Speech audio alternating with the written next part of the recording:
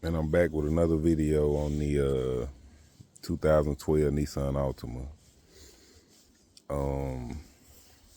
2012 Altima SR is the 3.5, which I'm sure it worked for the 2.5 because this is just a video on the condenser and the radiator.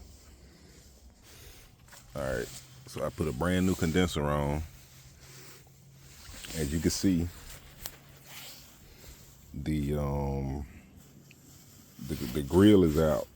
The grill, and I think it's a piece, like a plastic cover piece that goes over this section right here.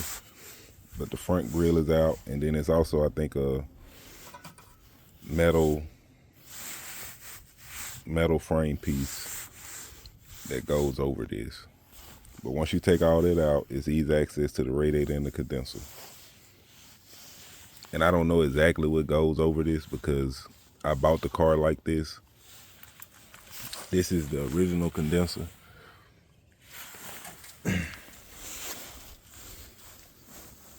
Which I'm guessing they hit like a pole or something in this area that trashed the condenser and the radiator. So the condenser I bought has a bolt right here, which you're gonna have to take this sensor off the old one and put it right there. And that's what that plug is for. And then my condenser came with this piece. It was separate. So I had to pull the stoppers out, and it came with this, because this is two pieces. This is one piece that runs through the support, and it bolts up to the actual AC lines running to the condenser. 10mm bolt, 10mm bolt. Now the condenser itself only is held in onto the radiator with these clips. Take like a flat head and pry on that, push on that, and it's two clips on each side. It's a clip at the top, it's a clip at the bottom, and it's the same on the other side. Clip at the top and a clip on the bottom. And you can just slide the condenser up, the old one, and just slide the new one in.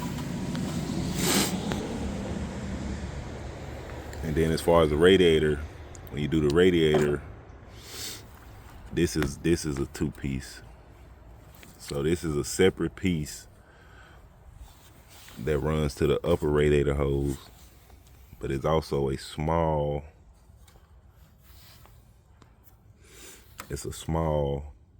like a 80-degree hose that runs to the actual radiator. And it's a clamp right there, and it's a clamp on the radiator. And then the clamp right there. And that's held in by a 10mm bolt.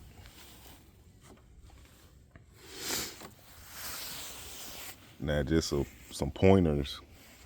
With the grill out and this support out, I didn't have to touch the fans.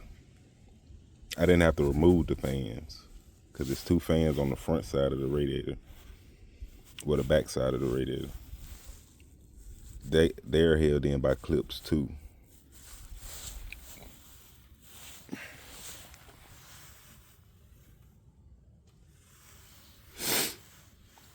And I was able to, they held in by clips and 10mm bolt. If you can see that bolt right there, it's a 10mm bolt right there on the fan, and it's the same on the other side. And once you take that 10mm bolt out, and on both sides, if it'll stay focused, you can kind of pull up on the fans because they're held in by like a clip at the bottom. You can kind of pull up on the fans, and you can kind of work the radiator out